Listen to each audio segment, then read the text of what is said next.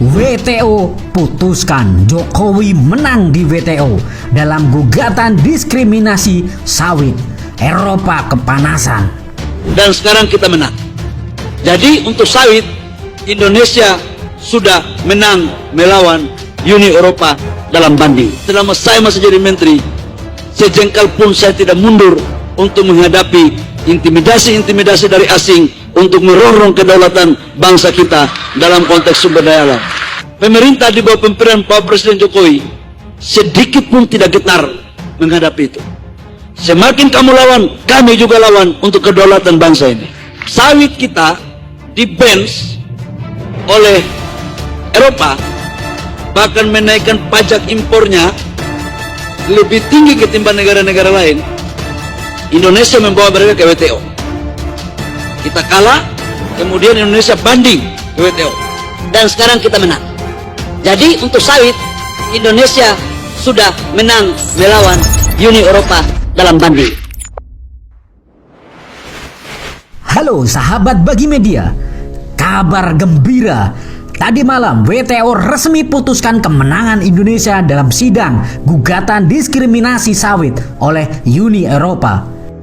Dikutip dari kajian online, Presiden RI Joko Widodo atau Jokowi memastikan Indonesia pasti memenangkan gugatan arahan energi terbarukan 2 atau Renewable Energy Directive 2 Uni Eropa kepada World Trade Organization atau WTO. Apakah benar Indonesia memenangkan diskriminasi sawit ini? Ataukah ini hanya sebuah isu belaka? Mari kita bahas. Sahabat Bagi Media, Uni Eropa menetapkan kelapa sawit sebagai tanaman beresiko tinggi terhadap deforestasi. Sebenarnya bukan terhadap deforestasi, tetapi terhadap ekonomi mereka yang akan melemah jika terus impor minyak sawit dari Indonesia. Uni Eropa akan membatasi dan secara bertahap bahkan menghapuskan penggunaan minyak kelapa sawit atau CPO untuk biodiesel di Uni Eropa. Uni Eropa terlalu khawatir Indonesia akan menjadi negara maju. Presiden Joko Widodo menilai langkah Eropa dalam menetapkan kebijakan tersebut adalah langkah yang sangat diskriminatif terhadap komoditas kelapa sawit Indonesia. Hal ini mengingat Uni Eropa merupakan salah satu pangsa pasar terbesar ekspor sawit Indonesia, yakni sekitar 12%. Kita mempunyai posisi bahwa kelapa sawit kita itu tidak boleh diperlakukan diskriminatif oleh Uni Eropa. Karena menurut kami, argumentasi mereka itu tidak relevan dan tidak jelas kenapa melarang CPO kita masuk, kata pengamat ekonomi nasional. Indonesia pun memiliki posisi yang sangat kuat dan jelas dalam gugatan ini, yakni Indonesia merupakan negara yang berdaulat dan tidak bisa sembarangan diatur oleh negara lain, terutama dalam kegiatan ekspor dan impor. Apalagi ini merupakan bentuk yang tidak konsisten dari Uni Eropa selama ini. Mereka percaya kepada keterbukaan dan keadilan perdagangan. Tapi kenapa mereka menutup atau blok salah satu komoditas? Sahabat Bagi Media, sementara itu Wakil Menteri Perdagangan mengatakan sebagai ketua delegasi gugatan diskriminasi kelapa sawit kepada WTO ini, dia optimis proses gugatan yang sudah berlangsung sejak 2020 ini bisa berakhir dengan kemenangan besar Indonesia.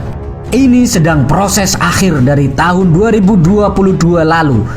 Di tahun 2023 ini, mudah-mudahan hasilnya baik dan kita sangat optimis kita menang dalam gugatan di Eropa, pungkasnya.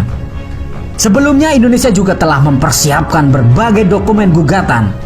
Arahan energi terbarukan 2 atau Renewable Energy Directive 2 atau RED 2 Uni Eropa kepada WTO yang dinilai mendiskriminasi kelapa sawit sejak Desember 2020. Kepala Subdirektorat Produk Agrodirektorat Pengamanan Perdagangan Kemendak, Doni Tamtama, mengatakan langkah tersebut akan diikuti dengan penyampaian dokumen, sidang pengadilan hingga perkiraan laporan final pada awal 2023 ini.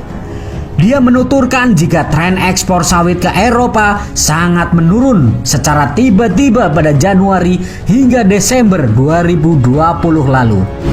Tercatat, rata-rata nilai ekspor ke Uni Eropa turun 2,41%, sedangkan rata-rata volume ekspor turun 0,56%. Kebijakan T2 pun dituduhkan menjadi penyebabnya, lantaran Uni Eropa membuat batasan dan mengategorikan biofuel berbahan baku kelapa sawit sebagai high eluk indirect, karena menyebabkan ekspansi signifikan terhadap lahan dengan stok karbon tinggi ke area produksi. Sahabat Bagi Media, selain itu, Uni Eropa melakukan penghentian biofuel berbahan baku minyak kelapa sawit secara bertahap hingga 2030, atau yang disebutnya phase out 2030. Uni Eropa juga menetapkan konsumsi penggunaan energi berbahan baku food and feed corp untuk transportasi tidak boleh melebihi 7% sejak 2020 lalu. Pemerintah juga menjelaskan bahwa Indonesia telah menyiapkan antisipasi dari berbagai skenario yang mungkin terjadi dari keputusan yang dikeluarkan oleh WTO pekan ini. Dan langkah yang akan diambil kemudian oleh Uni Eropa, tentu Indonesia perlu mengantisipasi hasil gugatan yang mungkin terjadi. Pemerintah akan segera menentukan pilihan langkah yang akan diambil untuk menyelesaikan sengketa. Jika Uni Eropa melakukan banding atau tidak banding atas rekomendasi dan keputusan panel WTO. Sahabat Bagi Media, bagaimana menurut kalian? Apakah langkah ini sudah tepat dilakukan Indonesia?